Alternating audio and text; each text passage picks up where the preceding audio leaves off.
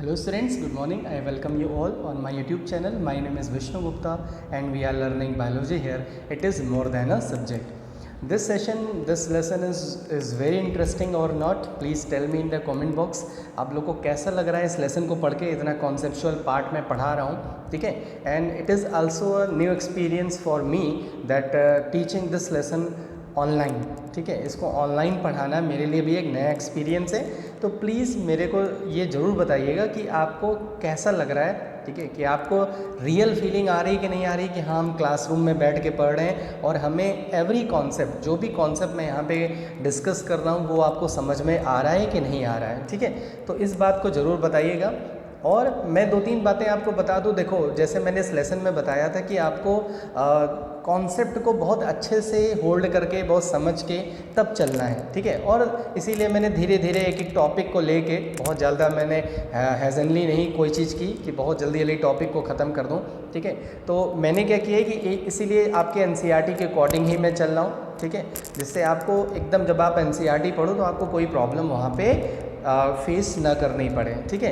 तो कैसा लग रहा है आपको ये मुझे ज़रूर बताइएगा, ठीक है. मुझे इनकरेज करिए कि हाँ सर मुझे सब कुछ समझ में आ रहा है. अगर कोई भी डाउट होता है, मुझे पता है कि 100% हो सकता है कभी कभी कुछ स्टूडेंट्स को समझ में ना आए, ठीक है, ऐसा होता है. बहुत सारे स्टूडेंट्स को बहुत जल्दी समझ में आ जाता है और बहुत सारे स्टूडेंट्स को थोड़ा सा लेट समझ में आता है. तो इसके लिए मैं मेंटली प्रिपेयर हूँ, ठीक है. तो अगर आपको कोई भी डाउट होता है, जो भी स्टूडेंट हैं, प्लीज़ मुझे ज़रूर कम्युनिकेट करें जिससे मैं आपके डाउट्स को क्लियर कर पाऊँ, ठीक है.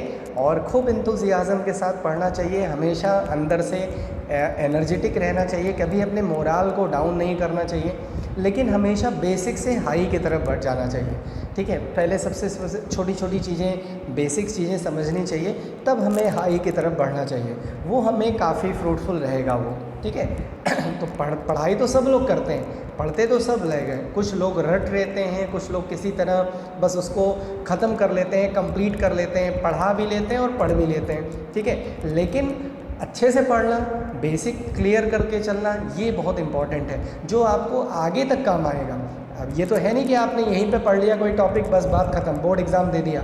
अभी आगे जब आप कॉम्पिटिटिव एग्ज़ाम में जाओगे, ठीक है, और भी बहुत सारे एग्ज़ाम्स में बैठोगे, तो जो आपका बेसिक चीज़ है ना, जितनी भी बेसिक चीज़ें यहाँ से पढ़ रहे हो वो बहुत काम आएंगी, ठीक है. क्योंकि आपको बेसिक, हायर एजुकेशन में जब आप जाओगे तो कोई बेसिक से बहुत ज़्यादा स्टार्ट नहीं करता, क्योंकि उसको पता है कि आपको प्राइमरी चीज़ें पता है. क्लियर है, ठीक है. तो इसी से स्टार्ट करते हैं. आज मैंने बहुत अच्छी मोटिवेशनल लाइन लगा रखी है आपके लिए. देखो कितनी अच्छी लाइन है.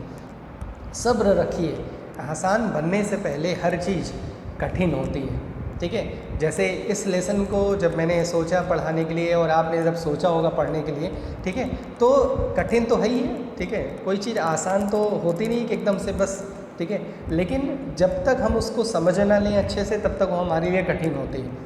लेकिन अगर हम थोड़ा सा पेशेंस रखते हैं, ठीक है, तो वो हमारे लिए आसान होने लगती है. तो पेशेंस बहुत ज़रूरी है. किसी भी टॉपिक को अगर आप पढ़ रहे हो तो आपको ऐसा नहीं हो सकता कि आप, बहुत लोग स्टूडेंट्स सोचते होंगे अरे तो समझ ही में नहीं आ रहा है, ठीक है. ऐसा होता है, बहुत सारे स्टूडेंट्स के दिमाग में ये चलने लगता है कि हमें समझ में नहीं आ रहा है. आप कभी अपने दिमाग में ये मत आने दीजिए. आप ये समझिए, आप ये कोशिश करिए, ये सोचिए कि ये समझ में आएगा कैसे, ठीक है. जैसे मुझे पता है कि आपको समझ में नहीं आएगा, लेकिन मुझे समझाना कैसे है, ठीक है. चाहे पेन का एग्जाम्पल लेके, चाहे फ्रेंड्स का एग्जाम्पल लेके, मुझे आपको समझाना है, ठीक है. तो हर कोई चीज़ कठिन होती है जब तक वो हमें समझ में नहीं आती. तो इसीलिए पेशेंस रखिए, सब्र रखिए. आसान बनने से पहले हर चीज़ कठिन ज़रूर होती है, ठीक है. तो बढ़ते हैं आगे इसी मोटिवेशनल कोट के साथ और फुल ऑफ एंथुजियाज़म के साथ बढ़ते हैं. और आज का जो इम्पोर्टेंट टॉपिक होगा वो काफ़ी कॉन्सेप्चुअल टॉपिक है, ठीक है. जितनी भी चीज़ें अभी तक आपने पढ़ी उससे थोड़ा सा वो हटके हैं, ठीक है. जितने भी इनहेरिटेंस टाइप का भी आपने पढ़ा है वो थोड़ा सा आपका दिमाग एकदम जो है वो खोल देगा, ठीक है. तो बढ़ते हैं आगे. क्या हम लोग पढ़ लेते हैं. देखो एक चीज़ मैं बता दूं, आपने सेल डिवीज़न 11th में पढ़ा है. 11th में जब आपने सेल डिवीज़न पढ़ा था तो वहाँ पे अगर स्टूडेंट्स को याद होगा तो उन्होंने पढ़ा था क्रॉसिंग ओवर, अगर आपको याद होगा थोड़ा सा तो, ठीक है. तो क्रॉसिंग ओवर क्या होता है, ठीक है, ये सारी चीज़ें क्लियर होनी चाहिए. मैं अभी आपको रिवाइज़ भी करा दूंगा सेल डिवीज़न के थ्रू. तभी मैं आगे बढ़ूँगा। उससे पहले एक साइंटिस्ट थे जिनका नाम था Thomas Hunt Morgan. He is also known as father of experimental genetics. उन्होंने एक्सपेरिमेंट्स बहुत ढेर सारे किए थे, इसीलिए उनको हम बुलाते हैं he is the father of experimental genetics. ठीक है, तो he used the drosophila as the Mendel used garden pea, जैसे मेंडल ने गार्डन पी का यूज़ किया था for his experiment, same as the T H. Morgan, यहाँ पे लिखा भी है उनका नाम, Thomas Hunt Morgan used the drosophila. अब सब लोग ने ड्रोसोफिला देखी है, ठीक है। आप जब मैंगो खाते होगे या आपने फ्रूट सेलर के पास, फ्रूट की जो शॉप होती है वहाँ पे, या फ्रूट जूस की शॉप पे आपने एक फ्लाइज देखी होगी, ठीक है। जो फ्लाई होती है ना, एक तो हाउस फ्लाई होती है, आपने देखा होगा हाउस फ्लाई। एक फ्लाई होती है जो थोड़ी सी बड़ी होती है, उसको हम बोलते हैं फ्रूट फ्लाई। क्लियर है, सब ने देखा होगा, थोड़ा ब्लैक और रेड मार्किंग की होती है, और नॉर्मल जो हमारे हाउस में जो फ्लाइज होती हैं, मक्खियाँ होती हैं, उनसे वो बड़ी होती हैं, उनको हम बुलाते हैं फ्रूट फ्लाई। और उन्हीं का साइंटिफिक नेम होता है ड्रोसोफिला मेलानोगैस्टर। अभी मैं पूरा ना साइंटिफिक नेम लिखा है मैंने। तो ड्रोसोफिला को उन्होंने यूज़ किया, किसने यूज़ किया? थॉमस हंट मॉर्गन ने। थॉमस हंट मॉर्गन ने ड्रोसोफिला को यूज़ करके बहुत सारे एक्सपेरिमेंट्स किए। जो मेंडल्स के जो लॉज थे उन्होंने उस पर वेरीफाई किए कि क्या जो मेंडल ने ये लॉ बताए हैं, क्या ये मतलब ये भी शो कर रहा है कि नहीं शो कर रहा है। तो मोस्टली उनके जो क्रॉस थे, मतलब उनके जो लॉ थे, वो इन्होंने प्रूव किया, वेरीफाई किया, किस पे एक्सपेरिमेंट करके? ड्रोसोफिला पे। अब दिमाग में ये बात आई कि भाई ड्रोसोफिला ही क्यों लिया, जैसे मेंडल ने गार्डन पी ही क्यों लिया था, उसके पीछे रीज़न क्या था, वो that we have discussed. Same as here, why he has selected the drosophila, इन्होंने ड्रोसोफिला फ्रूट फ्लाई को ही क्यों सेलेक्ट किया। ठीक है, ये क्वेश्चन आ गया कि भाई अगर हम देखें तो ड्रोसोफिला ही क्यों लिया। ठीक है, ड्रोसोफिला किस लिए लिया, एक मिनट। ठीक है, तो हम यही देखेंगे यहाँ पे कि ड्रोसोफिला क्यों लिया है। ठीक है, कि बहुत सारी रीज़न है कि उन्होंने ड्रोसोफिला को ही क्यों सेलेक्ट किया। देखो, इसका साइंटिफिक नेम तो हो गया कि ड्रोसोफिला मेलानोगैस्टर, एक तो ये हो गया। दूसरा आप देख सकते हो इसको नेक्स्ट स्लाइड में, देखो रीजंस मैंने लिख रखे हैं कि why he has selected the drosophila as is experimental material. पहला, सबसे पहला है कि it can produce plenty of offspring, मतलब तुम्हें पता है फ्लाइज वैसे भी ऑफस्प्रिंग ज़्यादा प्रोड्यूस करते हैं बहुत जल्दी। ठीक है, उसके बाद इनकी लाइफ स्पेन शॉर्ट होती है। आपके एनसीईआरटी में जो पहला चैप्टर था जो एलिमिनेट हो गया है, उसमें अगर आप देखोगे तो फ्रूट फ्लाई का लाइफ स्पेन लिखा है 1 से 2 वीक। ठीक है, इनका लाइफ स्पेन कम होता है। तो लाइफ स्पेन कम होने की वजह से एक्सपेरिमेंट में बेनिफिट कैसे मिलेगा? देखो, अगर हमने कोई भी एक्सपेरिमेंट किया किसी को लेके, तो नेक्स्ट जनरेशन में जो भी ट्रेड ट्रांसफ़र हो रहे हैं उसके लिए हमें सालों का वेट नहीं करना पड़ेगा, कुछ टाइम के बाद हमें वो दिख जाएगा। तो होता क्या है, जब शॉर्ट लाइफ स्पैन होती है तो हमें बहुत जल्दी जल्दी कैरेक्टर्स को उनके अंदर देखने को, ऑब्जर्व करने को मिल जाता है। ठीक है, अब जैसे अगर किसी ने बनियन ट्री पे एक्सपेरिमेंट कर दिया तो सोचो कितने साल के बाद हमें उनके दूसरे प्लांट और उनके बारे में पता लगेगा। लेकिन जिनकी लाइफ स्पैन शॉर्ट होती हैं उन पे जो एक्सपेरिमेंट्स होते हैं तो वो बहुत जल्दी जल्दी रिजल्ट देते हैं। ठीक है, तो दूसरा रीज़न हो गया। तीसरा रीज़न बहुत इंपॉर्टेंट रीज़न था, अगर आप अपनी एनसीईआरटी में देखोगे तो वहाँ पे मेल ड्रोसोफिला और फीमेल ड्रोसोफिला में mail is shorter than the female, जो फीमेल है वो बड़ी है देन द मेल। तो हम क्या कर सकते हैं, मेल और फीमेल को भी आइडेंटिफाई कर सकते हैं। तो उससे हमें ये पता लग सकता है कि मेल के अंदर कौन से कैरेक्टर्स हैं और फीमेल के अंदर कौन से कैरेक्टर्स हैं। ठीक है, उसके बाद नेक्स्ट आ जाओ, they are having 4 pairs of chromosome, मतलब इनके बॉडी में टोटल नंबर ऑफ क्रोमोसोम्स कितने हो गए? 8 क्रोमोसोम्स हो गए। क्लियर है? ठीक है, तो 8 क्रोमोसोम्स हो गए, तो 2n इज इक्वल टू कितना हो गया? 8, तो 4 पेयर ऑफ क्रोमोसोम्स हो गए। Culturing is easy. अगर इनको जब ड्रोसोफिला को जब ग्रो किया था इन्होंने, तो फ्रूट जूस को लेके, उनके स्वॉर्म्स को लेके छोड़ दिया था लैब में। तो क्योंकि फ्रूट जूस अवेलेबल थे तो वहाँ पे ये धीरे धीरे बहुत अच्छे से कल्चर हो जाते थे। तो इनका कल्चरिंग करना भी क्या है, ईजी है। ठीक है, उसके बाद नेक्स्ट है डिफरेंट ट्रेड्स हैं अलग अलग, जैसे गार्डन पी में बहुत सारे ट्रेड्स थे, ऐसे ड्रोसोफिला में भी बहुत सारे ट्रेड्स अवेलेबल होते हैं। तो डिफरेंट ट्रेड्स से होने से क्या बेनिफिट मिलता है कि हमें केवल एक कैरेक्टर की इनहेरिटेंस नहीं देख सकते हम बहुत सारे कैरेक्टर्स की इनहेरिटेंस को ऑब्जर्व कर सकते हैं। ठीक है, तो ये थे रीजंस कुछ कि why he has selected the drosophila. अब इन्होंने जब ड्रोसोफिला पे एक्सपेरिमेंट किया, ठीक है, मैं पहले थोड़ा सा आपको हिस्ट्री बता दे रहा हूँ, बहुत ध्यान से सुनना। मेंडल ने क्या परफॉर्म किया था? Die hybrid cross. मेंडल ने जब डाई हाइब्रिड क्रॉस परफॉर्म किया था तो उसका रेशियो कितना आया था? उसका रेशियो आया था 9:3:3:1। ये सब लोग को पता है। जब मेंडल ने डाई हाइब्रिड क्रॉस परफॉर्म किया तो उनका रेशियो जो F2 जनरेशन का रेशियो आया था वो ये आया था। इसमें मैंने आपको बताया था कि ये जो 3:3 रेशियो था, ये था राउंडेड ग्रीन और ये था रिंकल्ड येलो। सब लोग को याद होगा, ठीक है। अभी लास्ट क्लास में मैंने बताया था कि राउंडेड ग्रीन और रिंकल्ड येलो, ठीक है। तो इन दोनों का रेशियो 3 थी। और आपको पता है प्लांट्स में कौन से कैरेक्टर लिए गए थे? राउंडेड येलो और रिंकल्ड ग्रीन, ना कि राउंडेड ग्रीन लिया गया था और रिंकल्ड येलो लिया गया था।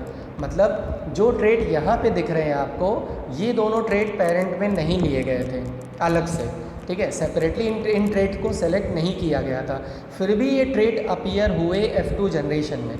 तो इसके लिए मेंडल ने बताया था कि there is a independent assortment. और मैंने आपको बताया कि इंडिपेंडेंट असॉर्टमेंट तभी पॉसिबल हो सकती है जब ट्रेट्स, एलील्स डिफरेंट क्रोमोसोम पे प्रेजेंट होते हैं। तो जब वो डिफरेंट क्रोमोसोम पे प्रेजेंट होते हैं तो होता क्या है कि उनके बीच में क्रॉसिंग ओवर होता है, मतलब वो डिफरेंट कॉम्बिनेशन बना सकते हैं। लेकिन जब एक ही क्रोमोसोम पे प्रेजेंट होंगे तो उनके बीच में कॉम्बिनेशन नहीं होगा। जैसे फिर से मैं अपनी जादू की छड़ी ले आया हूँ। जैसे मान लो ये क्रोमोसोम्स हैं, ठीक है। इस क्रोमोसोम्स पे अगर कोई एलील्स लगे हुए हैं एक ही क्रोमोसोम पे, तो हो सकता है कि इनके अंदर कॉम्बिनेशन कम आए, ठीक है, मतलब ये कॉम्बिनेशन कम बनाए। लेकिन अभी यही दूसरा क्रोमोसोम हो, ठीक है, अगर कुछ एलील्स इस पे प्रेजेंट है, कुछ एलील्स इस पे प्रेजेंट है, मतलब अलग अलग क्रोमोसोम पे प्रेजेंट है, तो इनके बीच में कॉम्बिनेशन हो सकता है। कैसे हो सकता है भाई? ये निकल के इसके साथ ऐड हो जाएगा, ये इस तरह से, और ये निकल के इसके साथ ऐड हो सकता है। तो क्या हो सकता है? डिफरेंट कॉम्बिनेशन मिल सकते हैं। वही चीज़ यहाँ पे हुआ था। क्यों ऐसा हुआ? क्यों डिफरेंट कॉम्बिनेशन मिले? क्योंकि डिफरेंट क्रोमोसोम्स पे प्रेजेंट होने पे कॉम्बिनेशन अलग अलग आ सकते हैं, ठीक है। ये बात क्लियर हो गई। तो हमने थोड़ा सा देख लिया कि डाई हाइब्रिड क्रॉस का क्या इंटरप्रिटेशन था, क्या मतलब उनका कंक्लूज़न था। अब यहाँ पे आ जाओ, जब T.H. मॉर्गन ने जब डाई हाइब्रिड क्रॉस परफॉर्म किया तो उनका जो रेशियो था, मतलब उनका जो कंक्लूज़न था, वो मेंडल के मतलब मेंडल के जो रिज़ल्ट थे उससे डेविएट हो गया। समझ में आया? ठीक है। मेंडल ने क्या बताया था कि इंडिपेंडेंट असॉर्टमेंट होती है। मॉर्गन ने जब देखा कि जो पेरेंटल ट्रेट है वही आ रहे हैं, नॉन पेरेंटल ट्रेट नहीं आ रहे हैं। समझ में आया? मतलब जो फीमेल में जो ट्रेट प्रेजेंट था, जैसे अगर कोई कैरेक्टर फीमेल पेरेंट में हो और वही ट्रेट उसके सन में भी ट्रांसफ़र हो, उसके डॉटर में भी ट्रांसफ़र हो, तो हम क्या कहेंगे कि वो जो ट्रेट है वो चेंज नहीं हो रहा है। समझ में आया? उस ट्रेट में कोई भी चेंजेस नहीं आ रहे हैं। तो ये T.H. मॉर्गन ने ऑब्ज़र्व किया, ठीक है। तो T.H. मॉर्गन ने क्या ऑब्ज़र्व किया कि जो ट्रेट्स होते हैं, ठीक है, वो एक मतलब उनमें चेंजेस नहीं आते हैं। उनमें जैसे F2 जनरेशन में डाई हाइब्रिड क्रॉस में चेंज आ गया था, उन्होंने बताया कि कुछ ट्रेट्स ऐसे होते हैं जिनके अंदर चेंजेस नहीं आते, जिनका फिनोटाइप चेंज नहीं होता। तो इन्होंने एक कॉन्सेप्ट दिया था लिंकेज। आपको नाम से ही पता लग रहा होगा, लिंक मतलब क्या होता है? जुड़े होना, लिंकेज। तो इन्होंने कॉन्सेप्ट दिया लिंकेज। अभी तक हमने लिंकेज पढ़ा था रिलेशनशिप में कि हम एक दूसरे से बहुत लिंक्ड हैं, ठीक है। हमने पढ़ा था लिंकेज किसी पर्टिकुलर पार्ट में कि ये दोनों एक दूसरे से लिंक हैं। लेकिन आज हम पहली बार ये जानने को मिल रहा है कि क्रोमोसोम्स और जीन्स भी लिंकेज में हो सकते हैं, मतलब उनके बीच में भी लिंक हो सकता है। क्लियर है? ठीक है। तो देखते हैं। Morgan worked with fruit flies Drosophila melanogaster which were found very suitable for genetic studies. ठीक है। क्यों हुआ था ये मैंने बता दिया आपको। He carried out several dihybrid cross. उन्होंने जब बहुत सारे डाई हाइब्रिड क्रॉस करवाए, किस पे कराए? ड्रोसोफिला पे। तो उन्होंने देखा to study genes that were present sex link. Sex link का मतलब होता है कि जैसे हमारे पास, तुम्हें पता है कि X क्रोमोसोम्स और Y क्रोमोसोम्स मेल में, अगर कोई मेल है, ये सिंबल होता है मेल का, तो मेल के पास 2 क्रोमोसोम्स होते हैं, यही सेक्स डिटरमाइन करते हैं। इसीलिए इनको बुलाते हैं हम सेक्स क्रोमोसोम। और जो फीमेल होती है उसके पास X और X होता है। समझ में आई बात? तो अगर कोई ट्रेट, कोई कैरेक्टर अगर सेक्स क्रोमोसोम से कैरी हो रहा है, अगर कोई ट्रेट किसके थ्रू कैरी हो रहा है, सेक्स क्रोमोसोम के थ्रू कैरी हो रहा है, तो उसको बुलाते हैं हम सेक्स लिंक्ड ट्रेट। बहुत इजी है, बहुत आराम से पढ़ो, ठीक है। सेक्स लिंक्ड ट्रेट का मतलब हो गया कि जो सेक्स क्रोमोसोम क्या कर रहे हैं, कैरी कर रहे हैं, उनको हम बुलाते हैं सेक्स लिंक्ड ट्रेट। क्लियर है, ठीक है। तो इन्होंने क्या किया, जब सेक्स लिंक्ड ट्रेट को इन्होंने ऑब्जर्व किया तो देखा कि जो सेक्स लिंक्ड ट्रेट हैं वो जैसे हैं वैसे ही ट्रांसफ़र हो जा रहे हैं, उनमें कोई चेंज नहीं आ रहा है। तो he found deviation from Mendel's second law, ठीक है। उन्होंने जो कह सकते हैं तुम्हारे लिए थर्ड लॉ होगा, ठीक है।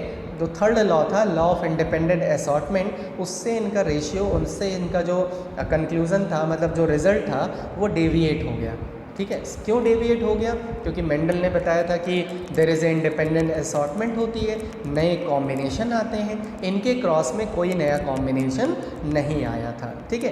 तो Mendel second law while studying 2 autosomal genes in fruit fly, जब ये ऑटोसोमल जीन्स की स्टडी कर रहे थे तो इनको पता लगा कि कोई भी नया ट्रेट नहीं आ रहा है। क्लियर है, समझ में आ गया। तो इन्होंने जब ड्रोसोफिला पे एक्सपेरिमेंट किया, मेंडल के एक्सपेरिमेंट्स को प्रूव किया, तब इनको पता लगा कि कुछ ट्रेट्स ऐसे होते हैं जिनके अंदर वेरिएशन, जिनके अंदर रिकॉम्बिनेशन नहीं आता। रिकॉम्बिनेशन मतलब सब लोग को पता लग गया ना, जैसे ये मान लो ये क्या है, ये मतलब ट्रेट है, इसमें कोई चेंज नहीं है, लेकिन अगर इसी में मैं अगर ये कर दूँ इस तरह से तो ये रिकॉम्बिनेशन हो गया। समझ में आया नहीं है, ठीक है। तो ये क्या हो जाएगा, रिकॉम्बिनेशन हो गया, ठीक है। एक बार मैं फिर अपने जादू की छड़ी से आपको समझा दे रहा हूँ कि रिकॉम्बिनेशन क्या होता है। जैसे आपने ये दोनों पेरेंट लिए, ये दोनों मान लो पेरेंट हैं, ठीक है, इनको क्रॉस कराया। अब आपको पेरेंट में कौन कौन सा ट्रेट नज़र आ रहा है, एक ऑरेंज और एक ग्रीन। तो अगर ऑफस्प्रिंग में अगर ऑरेंज आए और ग्रीन आए तब तो समझ में आता है, ठीक है। अगर ऑरेंज आए और ग्रीन आए तब तो समझ में आता है, लेकिन अगर पेरेंट में ऑरेंज ग्रीन दोनों आ जाए, मतलब जो ऑफस्प्रिंग आएगी उसमें अगर ऑरेंज ग्रीन दोनों आ जाएगा, ये इस तरह से अगर इसमें ऑरेंज ग्रीन दोनों आ गया तो ये रिकॉम्बिनेशन है कि नहीं है, समझ में आया नहीं है, ठीक है। तो अभी आपने पेरेंट में या तो ग्रीन लिया था या तो ऑरेंज लिया था, लेकिन अगर ऑफस्प्रिंग में ग्रीन ऑरेंज दोनों आ गए तो वो पेरेंटल ट्रेट क्या है, नया आ गया, नया कॉम्बिनेशन आ गया, इसी को बुलाते हैं हम रिकॉम्बिनेशन। क्लियर है। अब यहाँ पे हमें यही देखना है कि रिकॉम्बिनेशन क्यों आते हैं, ठीक है। क्लियर है, समझ में आ गया।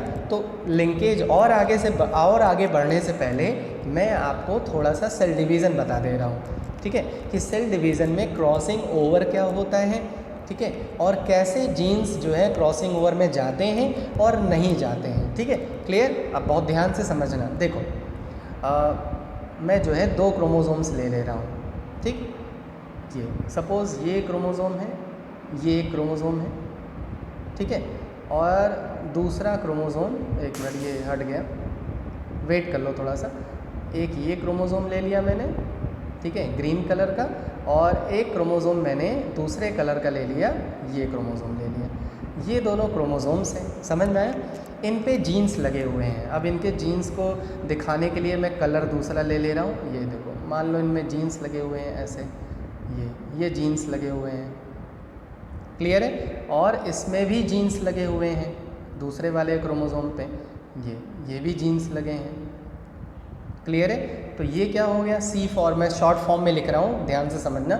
C फॉर क्या हो गया, क्रोमोसोम हो गया, ये भी क्रोमोसोम हो गया, और इसमें जो बीच में लाइनिंग लिख रखी है G फॉर क्या हो गया, वो जीन्स हो गए, ठीक है। तो आप इस वाले क्रोमोसोम में नंबर 1 वाले पे और नंबर 2 वाले पे ध्यान दो कि आपने जब 11th में मियोसिस पढ़ा था तो उसमें देखा था कि जब मियोसिस होता है तो सबसे पहले 2 होमोलोगस क्रोमोसोम्स अलग हो जाते हैं।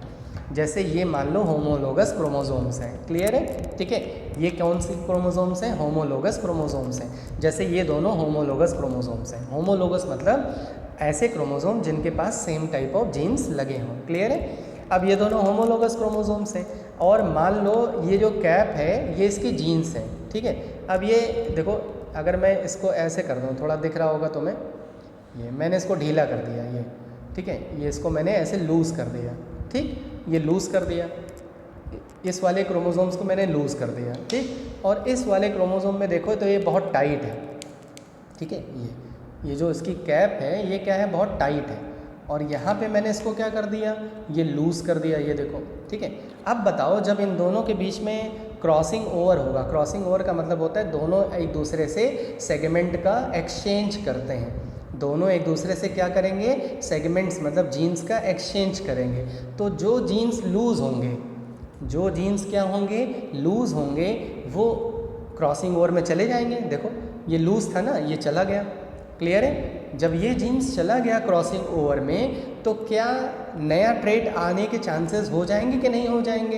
हाँ, पक्का हो जाएंगे, क्योंकि ये जीन्स यहाँ से निकल के दूसरे क्रोमोसोम पे चला गया। तो क्या आ सकता है, रिकॉम्बिनेशन आ सकता है। समझ में आई बात? जैसे यहाँ पे इस डायग्राम में देख रहे हो कि दो क्रोमोसोम्स हैं, इनके बीच में जीन्स लगे हैं। जब इन दोनों के बीच में क्रॉसिंग ओवर होगा, ठीक है, अब देखो नेक्स्ट, इन दोनों के बीच में जब क्रॉसिंग ओवर होगा, ये क्रॉसिंग ओवर का मतलब होता है सेगमेंट का एक्सचेंज करना, ठीक है। ये क्रोमोसोम हो गया और ये दूसरा क्रोमोसोम हो गया, ये। अब यहाँ पे ये जो साइट है, यहाँ पे ये एक दूसरे से क्या कर रहे हैं, जीन्स का एक्सचेंज कर रहे हैं। अब जब ये एक्सचेंज कर रहे हैं, जो जीन्स बहुत टाइटली लिंक्ड हैं, तो क्या उनका क्रॉसिंग ओवर होगा? नहीं होगा, ठीक है। और जो जीन्स के बीच में डिस्टेंस ज़्यादा है, उनका क्रॉसिंग ओवर हो जाएगा। तो जिन जीन्स के बीच में, जिन एलील्स के बीच में, जो भी तुम जीन्स बुलाओ चाहे एलील्स बुलाओ, उनके बीच में अगर डिस्टेंस ज़्यादा है तो वो क्रॉसिंग ओवर में चले जाएंगे। जब क्रॉसिंग ओवर में चले जाएंगे मतलब एक्सचेंज हो जाएगा उनका, तो वो क्या होंगे, वो उनमें मतलब जो नया जो क्रोमोसोम्स बनेगा, वो नया क्रोमोसोम बनेगा कि नहीं बनेगा, मतलब उसमें नया कुछ ना कुछ डिफरेंट हो जाएगा। जैसे मैंने अभी यहाँ पे बताया था कि ये लूज़ था और ये क्या था, ये लिंक था। तो ऐसी कंडीशन में ये लूज़ होके इसके पास चला गया, ये इस तरह से, ठीक है, ये इस तरह से इस पे लग गया, ये देखो। अब इसमें ये लूज़ था, इसके पास चला गया, तो ये जो क्रोमोसोम है, ये नया क्रोमोसोम बन गया कि नहीं बन गया, रिकॉम्बिनेशन आया कि नहीं आया। क्यों आया? क्योंकि ये जो जीन्स था ये लूजली मतलब अरेंज था, ठीक है, बहुत ज़्यादा टाइटली अरेंज नहीं था। क्लियर है? ठीक है। तो इस तरह से आपको थोड़ा सा ये क्लियर हो गया होगा कि सेल डिवीज़न में क्या होता है कि जब मियोसिस होता है, तो मियोसिस में क्या होता है कि दो होमोलोगस क्रोमोसोम सेपरेट हो जाते हैं। थोड़ा सा 11th का याद करो कि जब प्रोफेज 1 होता था तो दो होमोलोगस क्रोमोसोम्स अलग हो जाते थे, उनके बीच में क्या होता था, क्रॉसिंग ओवर होता था।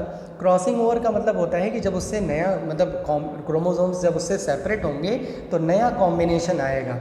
तो ऐसी कंडीशन में जो जीन्स लिंक्ड हैं, जैसे ये लिंक है, तो ये क्रॉसिंग ओवर में नहीं जाएगा, मतलब इसका एक्सचेंज नहीं होगा। लेकिन अगर कोई क्रोमोसोम्स में जीन्स जो हैं वो क्या हैं, लूजली अरेंज हैं, तो वो क्रॉसिंग ओवर में चले जाएंगे और उनमें रिकॉम्बिनेशन देखने को मिलेगा। क्लियर है? एकदम वैसे ही मैं एक स्टोरी तुम्हें समझा रहा हूँ।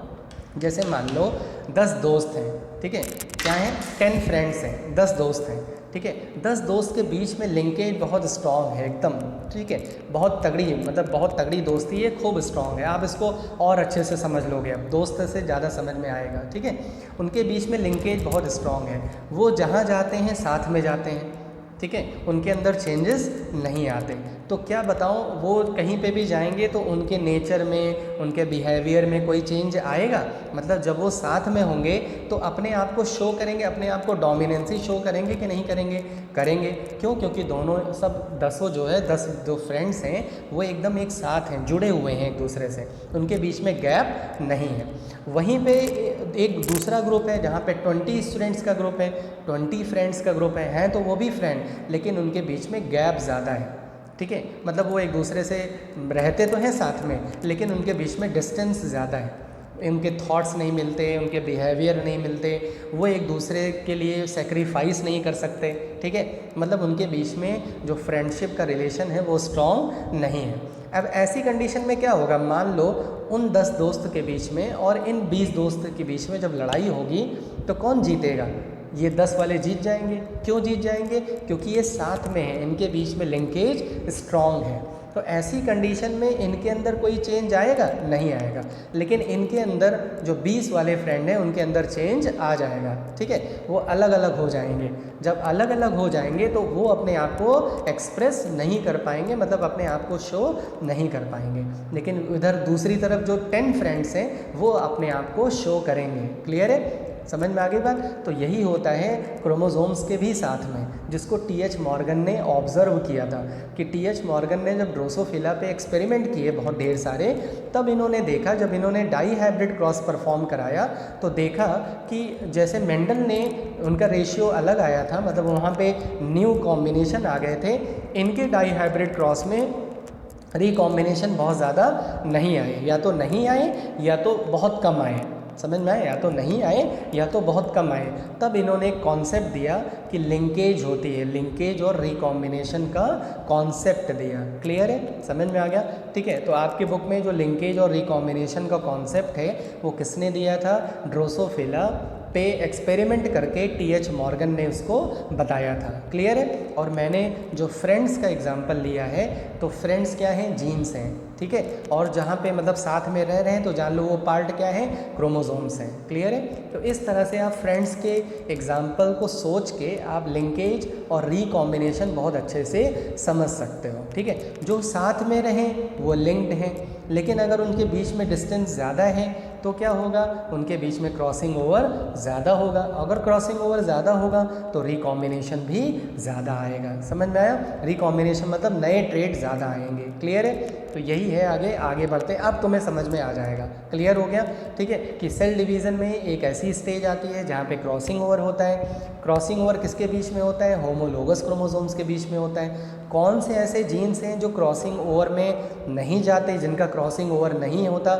Linked genes. उनके बीच में अगर लिंकेज स्ट्रॉन्ग है तो वो उनका क्रॉसिंग ओवर नहीं होगा। अगर लिंकेज वीक है तो क्रॉसिंग ओवर होगा लेकिन कम होगा। लेकिन अगर लिंकेज बहुत वीक है या अलग अलग क्रोमोसोम पे प्रेजेंट है तो उनके बीच में क्रॉसिंग ओवर सबसे ज़्यादा होगा। क्लियर है। सबसे कम किसके बीच में होगा? जिनके बीच में डिस्टेंस बहुत कम है, एक दूसरे से बहुत टाइटली लिंक्ड है। ठीक है, उससे ज़्यादा किसके बीच में होगा? जो एक ही क्रोमोसोम पे प्रेजेंट तो है लेकिन उनके बीच में गैप क्या है? ज़्यादा है। और उससे भी ज़्यादा किसके बीच में होगा? जो अलग अलग प्रेजेंट होंगे। ठीक है, जो एक साथ नहीं है। क्लियर है। तो इस तरह से 3 एग्जाम्पल मैंने यहाँ पे आपको बता दिया। अब आगे बढ़ते हैं। अब आपको बहुत अच्छे से समझ में आएगा। देखो, लिंकेज क्या होता है? Every individual organism possesses several heritable characters. जैसे हमारे पेरेंट के अंदर कुछ कैरेक्टर्स होंगे जो हमारे अंदर भी हैं, हम जब ऑफस्प्रिंग प्रोड्यूस करेंगे तो उनके अंदर भी जाएंगे, वो भी जब ऑफस्प्रिंग प्रोड्यूस होंगे तो उनके अंदर भी जाएंगे। तो इसका मतलब वो क्या है? लिंक्ड है। ठीक है, जैसे अभी आप इसी चैप्टर में एक डिजीज़ का नाम पढ़ोगे, हीमोफीलिया। हीमोफीलिया जो डिजीज़ होती है वो एक्स क्रोमोसोम से रिलेटेड होती है। समझ में आया? अब जहाँ जहाँ ये एक्स क्रोमोसोम जाएगा अपने साथ हीमोफीलिया को लेके जाएगा। तो हीमोफीलिया किसके साथ लिंक हो गया? एक्स क्रोमोसोम के साथ लिंक हो गया। क्लियर है। तो every individual organism possess several heritable character which are represented by innumerable genes। मतलब बहुत सारे जीन्स जो हैं वो उस कैरेक्टर को कंट्रोल करते हैं। Present on the chromosome during meiosis. अभी मैंने बताया ना, जब मियोसिस होता है तो क्रोमोसोम्स मूव इनटू गैमीट्स, वो गैमीट्स में चले जाते हैं as units. All the genes present on any given chromosome will segregate as a group and move together from one generation to another. ठीक है, तो जो क्रोमोसोम्स होते हैं वो जब इंडिविजुअल से उसके गैमीट में ट्रांसफ़र हो जाते हैं तो वो जनरेशन बाय जनरेशन मूव किया करते हैं। ठीक है, this tendency of alleles of different genes to be passed together. तो जो एलील्स होंगे जो साथ में हैं वो साथ में उनका मतलब वो ट्रांसफ़र भी साथ में होंगे। जैसे मैंने अभी एक्स क्रोमोसोम वाला एग्जांपल बताया कि एक्स क्रोमोसोम के साथ अगर कोई ट्रेट लिंक है तो जहाँ जहाँ एक्स क्रोमोसोम जाएगा उसके साथ साथ वो ट्रेट भी ट्रांसफ़र होता जाएगा जनरेशन टू जनरेशन।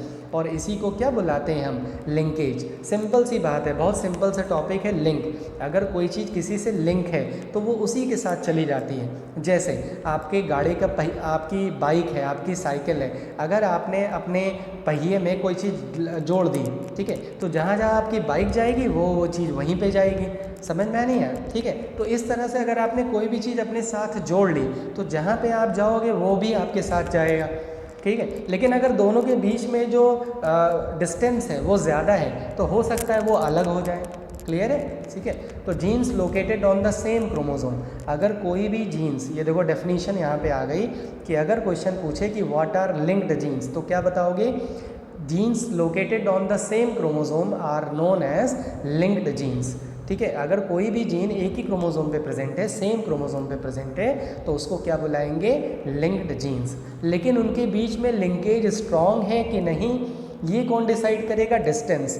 अगर डिस्टेंस कम है तो लिंकेज स्ट्रॉन्ग है, डिस्टेंस ज़्यादा है तो लिंकेज क्या होगी? वीक होगी। क्लियर है? तो genes on non homologous chromosome, non homologous chromosomes का मतलब क्या हो गया? ठीक है, एक ये नॉन होमोलोगस क्रोमोसोम्स का मतलब हो गया कि ये एक क्रोमोसोम है, ये एक अलग क्रोमोसोम है। ठीक है, तो ये दोनों नॉन होमोलोगस क्रोमोसोम्स हैं। आप देख सकते हो इस पर डिफरेंट जीन्स लगे हैं, इस पर डिफरेंट जीन्स लगे हैं। तो जो जैसे मेंडल ने बताया था कि मेंडल ने क्या बताया था कि जब डाई हाइब्रिड क्रॉस कराया तो उनके बीच में रिकॉम्बिनेशन बहुत ज़्यादा आए। तो मैंने बताया था ऐसा क्यों पॉसिबल है, क्योंकि वो जो जीन्स थे वो डिफरेंट क्रोमोसोम पे प्रेजेंट थे, उनको बुलाते हैं हम नॉन होमोलोगस क्रोमोसोम। क्लियर है? तो दो टाइप के क्रोमोसोम होते हैं, एक होमोलोगस क्रोमोसोम्स और एक नॉन होमोलोगस क्रोमोसोम। क्लियर है? तो यहाँ तक आपको मैंने लिंकेज बता दिया कि लिंकेज क्या होती है। ठीक है, लिंकेज का कॉन्सेप्ट कैसे आया दिमाग में टी.एच. मॉर्गन के, तो ये भी मैंने बता दिया। आगे बहुत सारे हमें एक्सपेरिमेंट और एग्जाम्पल पढ़ने हैं, क्योंकि ये सेशन काफ़ी लंबा होता चला जा रहा है, इसलिए मैं इस सेशन को यहीं पे कंप्लीट कर रहा हूँ। लेकिन हम लोग अभी आगे जो है लिंकेज और रिकॉम्बिनेशन के कॉन्सेप्ट को और पढ़ेंगे। ठीक है, और भी बहुत सारे टॉपिक हैं इसमें जो मैं सारी चीज़ें आपको क्लियर करूँगा। ठीक है, अगर आपको लग रहा होगा कि थोड़ा सा कम समझ में आया है तो प्लीज़, मैंने जो फ्रेंड का एग्जाम्पल लेके बताया, जो पेन का एग्जाम्पल लेके बताया, पेन से बताया कि किस तरह से पेन के बीच में अगर डिस्टेंस कम है तो ऐसा होने लगता है। क्लियर है? जैसे अगर मान लो आपकी फैमिली है, आपकी जॉइंट फैमिली है, और जॉइंट फैमिली में मान लो 10 लोग 12 लोग रहते हैं।